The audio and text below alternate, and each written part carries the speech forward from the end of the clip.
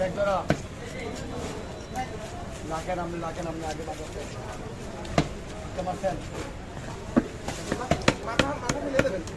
মাথা কি করবেন ডাইরেক্ট করে ফেলা দেবো হ্যাঁ ঠিক আছে ফোন করছেন তো আমাদের হাড়ি দিবে দাও তাহলে তো তোমার মাথা খাওয়া ভাই হ্যাঁ ঠিক আছে একবারে নাহলে 20 টাকা গোড়া নিয়ে যান মাথা ফালা দিলে আপনি বাসে ফালাবেন